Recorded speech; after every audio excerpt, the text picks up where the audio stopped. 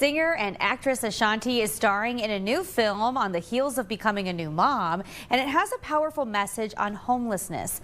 And paying homage to a local former publisher for Women's History Month, it is time to go beyond the Buckeye Review headlines for the month of March. We're joined now by Zakiya Terrell White. She's the Chief Operating Officer and co-owner of the Buckeye Review. Great to have you with us this time.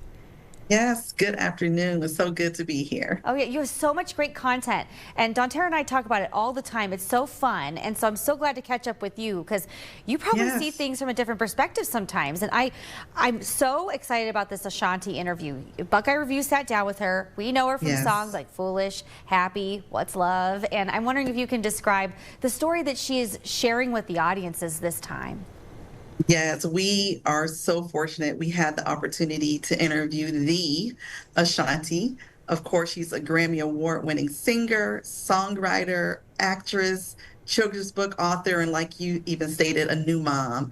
But this time it was about her new film that she not only stars in, but she's an executive producer of, and it's called No Address.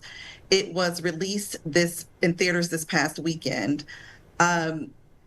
The film is a bit heavy. It's inspired by true events, and it focuses on a group of individuals who are experiencing homelessness and experiencing it as they navigate the challenges of life without having a physical address.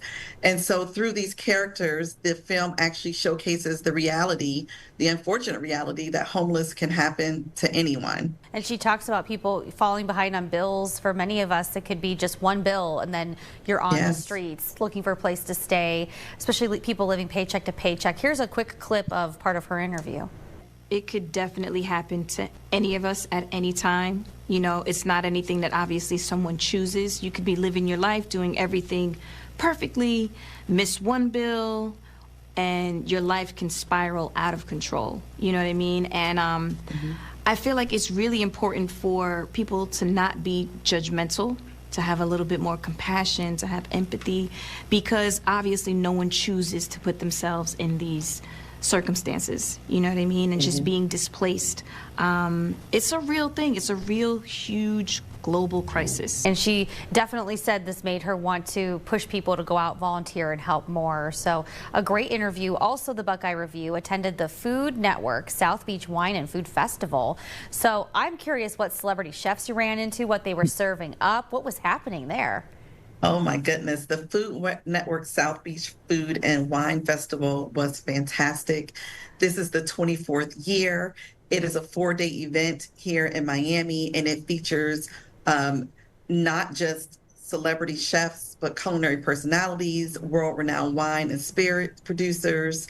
And most importantly, to date, it has raised over $40 million to benefit the Chaplin School of Hospitality and Tourism Management, which is housed at the Florida International University, which is the second largest hospitality school in the United States. And over the course of the festival, there are so many different experiences. You can have an intimate dinner. You can walk around to various tasting events that have small plates and hand foods. And we had the opportunity to attend several of the events, including tacos and tequilas. We went to Asian night, and we were entertained there by Reverend Run from Run DMC. My lady! Oh boy! I want to see every hand in the air! Culminated our weekend in Overtown at Red Rooster Restaurant with the acclaimed chef Mark Samuelson. And it was just a wonderful event all around. You're also marking Women's History Month by highlighting Margaret Linton. She was the previous publisher of the Buckeye Review. Can you share a little bit about why people need to read up on her background and some of her big contributions?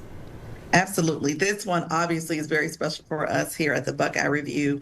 Ms. Linton was a successful entrepreneur. She was one of the first women licensed as a mortician.